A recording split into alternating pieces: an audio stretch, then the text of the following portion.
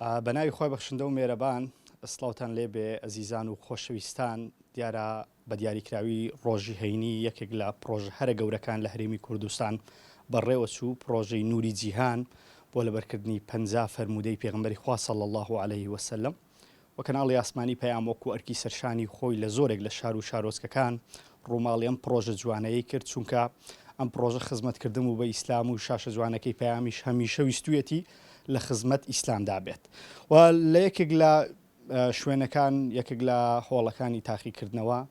خاتوونێک لەوێ بۆ شاشی پەیام دووە و دوانێک بە گریانەوە کە زۆرێک لە بینەرانیشمانی خستە گریانەوە کە باسی لە فەرمودەکان و شێوازی لەبەرکردنی فەرمودەکان کرد و دوای دەنگدانەوەیکی زۆریم وتانەی لەلایەن حاجی کاروانەوە عمرەیەکی پێشکەش کرا و بۆیە من ئێستاکە ئەو خاتونەیەم لەگەڵە دەمەوێ لەگەڵ ئەو خاتونەی قسە بکەم سڵاو لێبێ سەرەتا پیرۆزبایی لێ دەکەم ئەو دەنگدانەوە گەورەیە و هاوکات لە بەرکردنی و فەرمودانە شەرخۆی لە خۆیدا فەزڵێکی گەورەیە پێم بڵێ هەستت چۆنە ئێستا سەرتا بە خێر بێن سپاس لە بۆ خوای هەستێکی زۆر زۆر خۆشم هەیە هەستێک کە پێناسە ناکرێتن بەڕاستی ئاوات ئەو ئاواتە گەورەیەم و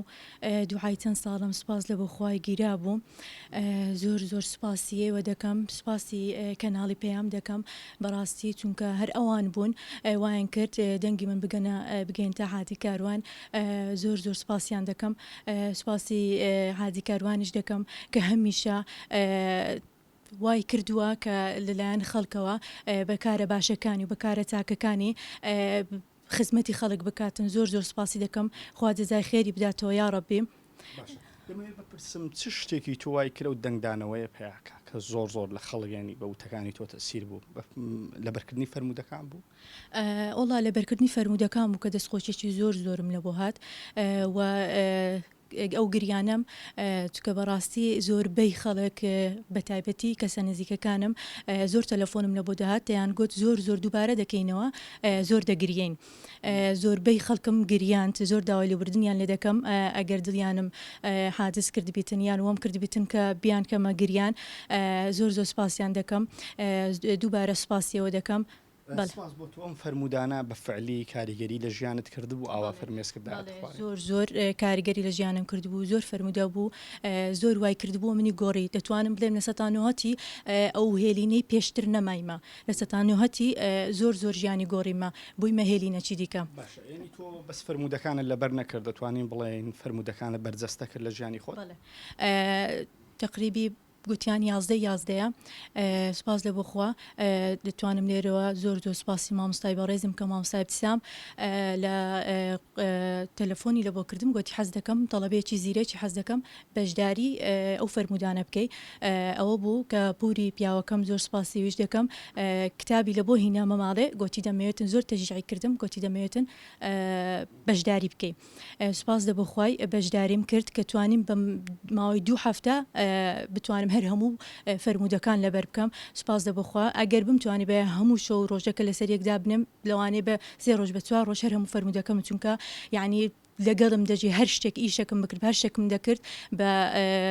دەنجی مامۆستایەکی بەڕێز لێم دەدا و بەخۆشم زۆر ینی لەگەڵم دەگۆتەوە لەبەر ئەوە زۆر سوودم لەو فەرمودەوانە وەرگرتووە زۆر وعدمدا بۆ خوای خۆم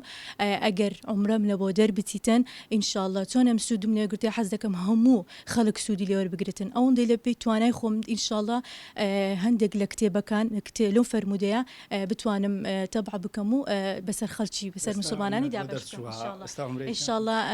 وعدم دایتە خوای خۆم هیچ شتێک لە وعدی گەورەتر نییە بە تایبەتی ئەگەر لەگەر خوای خۆشت بکەی زۆران وعدیشمدا ئینشاءالله ئەو وعدانەش هەمووی جێبەجێ دەکەم ئینشاءالله مەمنون سپاس دووبارە بەخێربێن سەر چاوانم ناشمێتن ئەوە لەبیر بکەم پێویستی دەزانم زۆر سپاسی ئەو هەموو خەڵکە دەکەم کە بەڕاستی کۆمنتەکانیان زۆر جوان بوو قسەکانیان زۆر جوان بوو بەڕاستی زۆر منیان تەشجیع کرد زۆر سپاسیان دەکەم دووبارە سپاسیەوە دەکەم سپاسی حاجی کاروانیش دەکەم کە مژدەدەرێکی هەمیشە مژدەدەرێکی باش بووە کە ئەبی هورەیرە دەڵێت پێغمبەری خوا صلی الله علیه و سلم فەرمیەتی یەسر ولا تحسر وبشر ولا تنفر هەموو کاتێک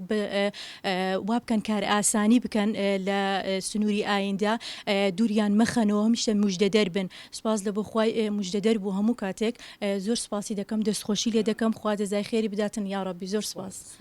زۆر سپاس بەڕێزم بەڵێزان و خۆشەویستان دیارە لە ماوەی ڕابردوو چەندین پرۆژەی هاوشێوەی نوری جیهان بۆ لەبەرکردنی فەرمودا لە هەرێمی کوردستان بەڕێوە چوو سپاس بۆ خوا دەنگدانەوەیکی هەمیشە زۆر باشی هەبووە و ئەوەی کە بینیتان ئەمە و کاریگەریە باشەی سۆسیال میدیا ئەگەر بێت و ئێمە بەکاری بێنین کاریگەری ئاوا باشی دەبێ هەروەکو بینیتان لە زۆرێک لە شوێنەکان گلەیەوە دەکرێت کە کۆمنتی خراپ دێت تەنانەت بەرپرسەکانیش دەیکەن بەڵام خاتونە دەستخۆشی لە هاوڵاتیان دەکاوە دەستخۆشیان لێ دەکا کە بە کۆمنتە جوانەکانیان ئەم خاتونەیان تەشجیع کردووە.